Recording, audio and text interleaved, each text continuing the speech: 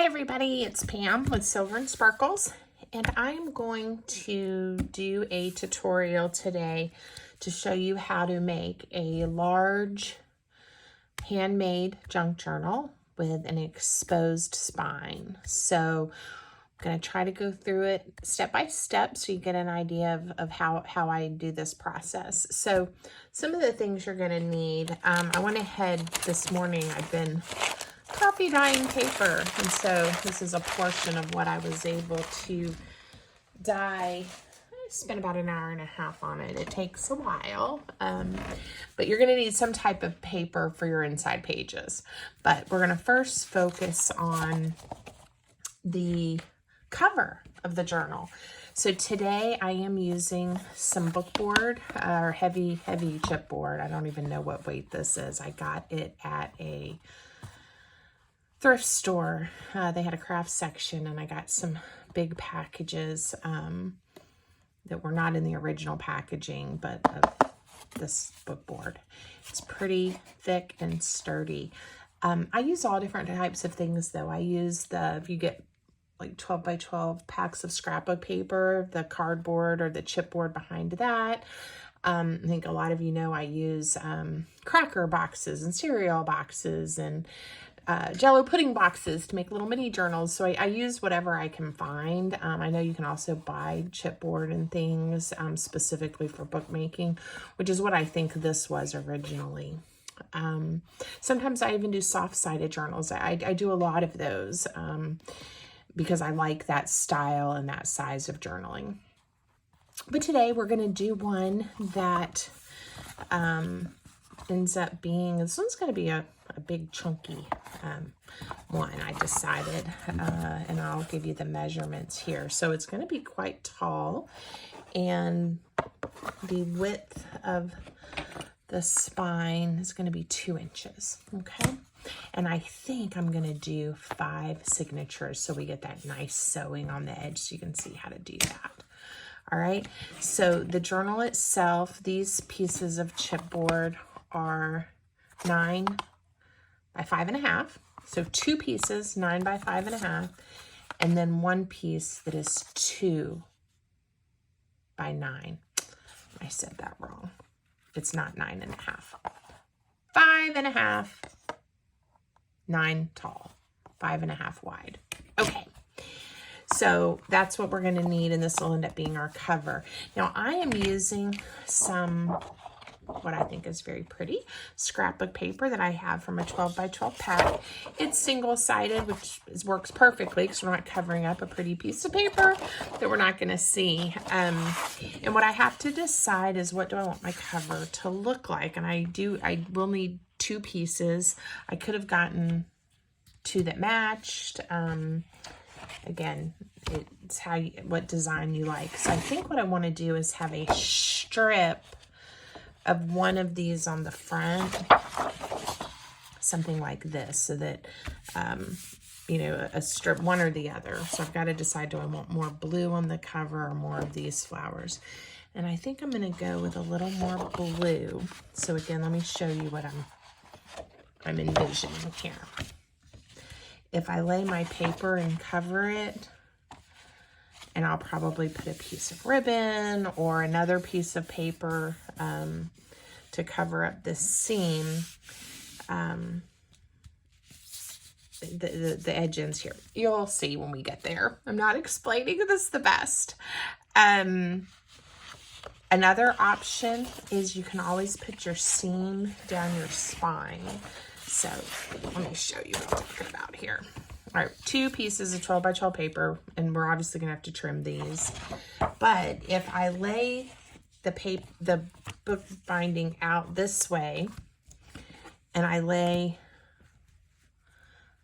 my spine where the paper has a seam, you can imagine, you'll see part of the paper with the flowers and part that's mostly blue right down the middle. So the front cover will be one paper, the back cover will be another paper. And like I said, this is where some people might choose to have the entire cover look the same, so use 2 pieces of paper that match. I do lots of journals like that with the seam right down the middle of the spine, and then it's easy to cover, okay? For this journal, though, I want to have a strip of that flowered paper and then blue on my cover. All right. So this is going to be the front, and this is going to be the back. So I actually need to change my paper. And this paper is sort of directional, so it does matter. If it's not, it doesn't have a direction to it. Didn't matter which way. It won't matter which way. All right. I think I could think of what I was going to say before I start recording, so this isn't confusing for you. All right. So this is going to be the front of my journal. And I am going to lay, I think I have enough to do that. Let's see, I may not. I may have to go with the bigger section. Okay. All right, so when I'm covering journals, I like to have at least an inch and a half is better, to wrap with. And then that way I can cover up if I do have any mistakes. So a rule of thumb when you're doing your how wide to put the gap in between your spine and your cover is the width of the actual chipboard you're using. So sometimes I eyeball it, and sometimes I'm very careful, depending on what the project is and what I'm trying to make. So if you see that's the width I need in between both pieces, so that when, I'm just going to use this piece of paper here, when the paper is wrapped around, it doesn't crack. And again, as we go, you'll see what I'm talking about. Okay, so now what we have to do is we also have to figure out what kind of adhesive we're going to use to adhere the paper to the bookboard. After I get this all stuck down, I am going to then trim this other piece so that I have the same amount on this side, but we'll do that in a minute. Okay, so I'm going to use, this is my favorite brand, the Score Pal tape. I'm running really low, except in this width, which is only, I think, 1/4 of an inch. This is a less expensive brand that I find is working pretty well. I get it on Amazon. Don't know what brand it is. It's a little bit wider, and I have some of this on hand. So I'm going to go ahead and show you what I do here. And I could have probably done this off camera, but I didn't. So if you want to fast forward while I lay two-sided tape down, you won't hurt my feelings. But you do want to cover your chipboard with some tape. And I usually use the two-sided tape. You could use other types of glue or adhesive. When I'm covering pieces of paper for like a party favor or a treat box or something like that, sometimes I'll even just use like my Scotch glue tape runner. But for journals and things that are going to have some good wear and tear, I like to use my good tape, or my good two-sided tape, that I can be a little more precise. Now you'll notice I got a little crooked here. It's okay. The paper is going to wrap around and be stuck down. The big thing is I don't want a lot of ripples or anything like that. All right. So it's a little bit of a tedious process, but it goes pretty quick. There's all kinds of tools that help you tear this type of tape. And I never can seem to find mine when I'm doing it, so you don't have to constantly pick your scissors up.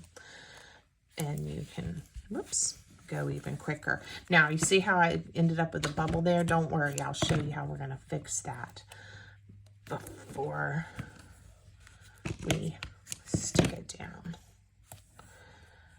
And again, no one is going to see that my pieces got crooked. Now, I'm going to make an exposed spine, so we are going to be sewing right through this, and it's very thick, so it's not going to be the easiest because I picked a super thick book board. But it's also going to have to go through the adhesive that I'm laying down. So sometimes my needle gets a little sticky. But I'll show you that, and I just kind of deal with it.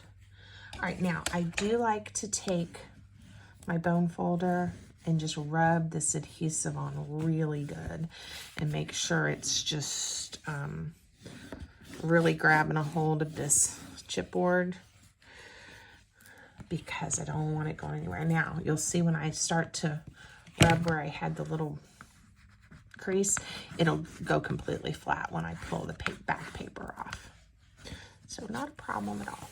All right, so the first one we're going to do now, again, I am going to sometimes I eyeball it, if I'm being honest. But because I'm showing you, and the more precise you are, the better your end product is. So I am going to show you a couple of tricks that I use. So this is just a pencil, and I'm going to mark so I'm not eyeballing it completely to help me.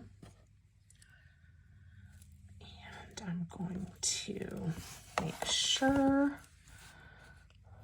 I have this straight.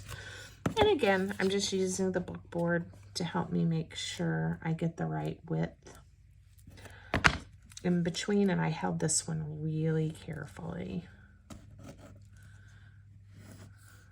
All right, and now I'll do the same thing. I'll use this one, make sure I keep this lined up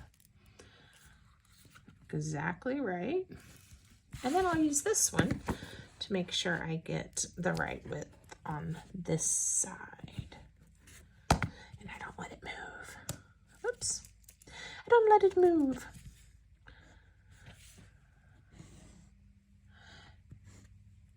And certainly,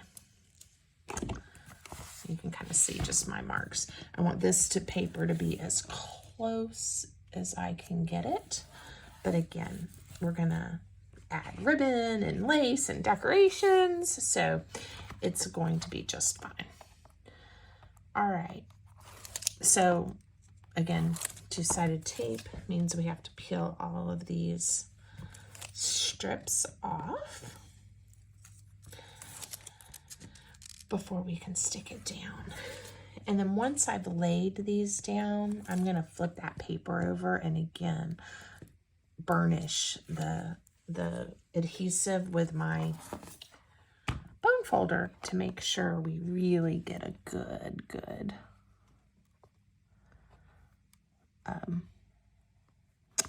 that it adheres really well. Okay, so that's one, and I can already see I'm crooked. So the lines that I just made aren't going to help me. This is why oftentimes I use the eyeball method.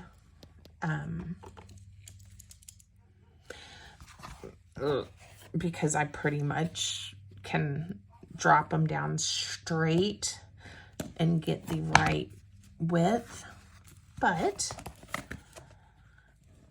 and I find this is very fiddly, but I'm trying to show you the right way to do it. So please forgive me as I struggle fiddling. All right, so I've got this piece nice and snug against the other. I'm holding the spine down nice and tight, and I'm going to draw a really good line here. All right. Now, and I'll just eyeball that one. Okay, and you'll see what I mean. Now, I have covered journals and the paper's cracked. One of the things that makes it a little bit easier is to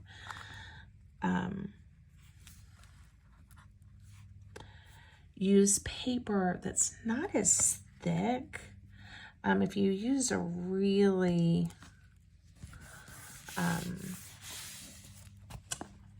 thick cardstock for to cover your book with, I'm having trouble finding my words today, y'all. It has more of a tendency to crack. The paper that I chose for this project is not truly, it's cardstock, but it's a lightweight cardstock. This is from the same pack. See how it's not as thin as just scrapbook paper, but it's definitely not a sturdy cardstock, and it's going to bend and has less chance of cracking. All right, so again, I need to make sure this piece is as snug as I can get it. And honestly, we could have gone ahead and laid a piece of tape or something to help with that, but I didn't. All right, and now we're using the eyeball method, and you will see what I mean about how much easier for me that is than fiddling with getting the measurement exact. I think we're gonna be okay. All right, so let's flip it over. Ooh, look how pretty it's gonna be. And again, I am going to burnish the adhesive. Be careful not to drag and hurt my paper, but get it adhered nicely. Okay, so y'all are gonna laugh at me because I did this backwards after I spent so much time telling you, let's make sure we because it was directional, and I did it upside down. So this may end up being the front, and this may end up being my back cover, and I'll just make sure I do extra decorations and things that I like on the front is most likely what's going to happen here. Oh, best made plans, but it's all fixable because it's just paper. And if my friend Sue from Tallahassee, Florida is watching, she knows the next thing I'm going to say is there are two sides to every piece of cardstock.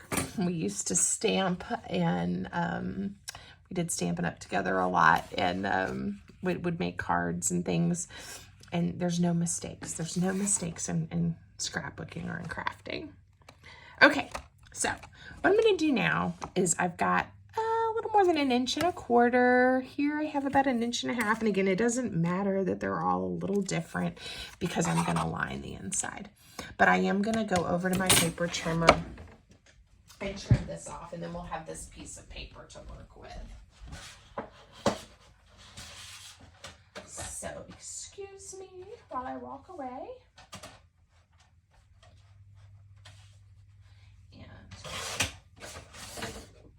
And I now have trimmed the paper. So this piece left that we can use for something else. And now we have this beautiful, beautiful thing. All right, now I do have a little tool that I got on Amazon to help me miter my corners. You don't have to have this, okay? You can take a pair of scissors and carefully cut. You could draw a line. You can, again, eyeball it.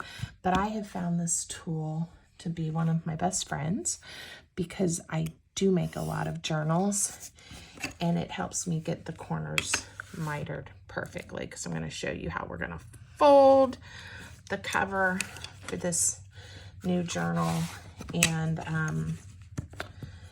it makes it a lot easier when you don't have all that extra paper when you're trying to cover the corner. All right, it's that easy using that. Okay. And I'll probably use these for something at some point, so we'll save them. love saving my paper. Now, again, you're gonna get to start to see what we're looking like. Can you see how nicely the paper folds around? Because there was enough room in here for the cover to slide. If we'd gotten too close, it would have gone or too far, and you would have had a big weird gap. Okay. All right. Now I use my bone folder and just go ahead and score, get myself a nice crease line around all the edges, so that when I get ready to fold and cover or you know, make the folds, they fold easily and nicely. Now, all right, and I'm going to show you a few tricks too to help the corners look neat. So after I've done that, I go ahead and I fold all the edges, and I use my bone folder to go ahead and get a nice crease. Check to make sure, yep, it's looking good. I haven't put any tape down yet or any adhesive down yet. I'm just getting the paper, we're training the paper, because it's gonna be like this. Whoops, I think I just gave myself a paper cut, for the rest of its life. And we're just getting it used to being folded this way. All right, just don't want to, if I have a cut, get it on my paper, but it didn't break the skin. Okay, now, sometimes if you've done this and you end up with these like weird, odd corners and they don't look good, this works most of the time. If you just kind of nudge the paper over and in, you will get, I don't know why it works, it just does. You'll get a nice clean corner, or normally you will. So we're gonna try that strategy. First, we're gonna fold them up, and then we're gonna give this a nudge here, and we'll give this one a nudge here, and it should fold nicely. I'll show you that again in a moment. So again, we're gonna use our two-sided tape. And I'm generous. I don't want my covers to come undone. I've never had one come undone, but I figure why risk it? So I put tape all the way across in here, and then it'll fold up and get a nice seal. So there's lots of tutorials on YouTube out about, you know, how to make journals and cover journals, and you know, this is just the way I do it the majority of the time. I have other techniques that I sometimes use, but you know, check out other people's videos and see. I think it was, I love Pam at the Paper Outpost, and I think it was watching one of her videos that I heard her say that. She was demonstrating a technique, and she said, but again, if this isn't your favorite, or you want to see what some other options are, go watch some other videos too, because you might be able to combine techniques, or you might find something you like even better. So again, there's really no right or wrong way to junk journal. That's the beauty, right? And again, you may find something that you're like, oh, this makes it so much easier, and you want to try that. Okay, but I'm glad you're here with me today, and I hope that if you are new, or you wanted a new to junk journaling or bookmaking, or you wanted an idea of another way you might try it, that this is giving you some ideas. All right, so let me talk to you about the nudging the corners again. So once you've got one side glued down, you just sort of nudge, I hope I'm in camera, the paper over. I always look to make sure it looks the way I want. I think those corners look pretty. If you don't do that, a lot of times you have the weird pointy paper that then rips or snags or just looks unfinished. There are really pretty different brands, again, at the craft stores. Tim Holtz makes some that, of course, that are really pretty, that are corner covers, that are metal. And that's always an option, you know, if you end up with one of yours and you're not really happy with how it looks, you could use one of those. And I may have a journal. Just a lot of my journals have sold here recently, so I don't have a lot on hand. I have my personal ones that I probably have something I could show you where I've used those. But, okay, we're almost done with this part of the cover. And I imagine what I'm going to do is do this tutorial in several videos, just different parts, part 1, 2, 3, however many parts we need, so that it's a little easier for me to upload. For some reason it takes forever. And it'll also give you a break in between. And if you want to just, there's certain sections that you want to watch, you can hopefully just jump to those. All right. What do you think? I love this paper, and I've been using this paper pack for a while, and I'm going to be out soon. Right now, because it's covered, you do have to give that a little bit of a encouragement to fold in, and again, enough of a gap that it's folding in without cracking the paper, which is great. I really did want this to be the front.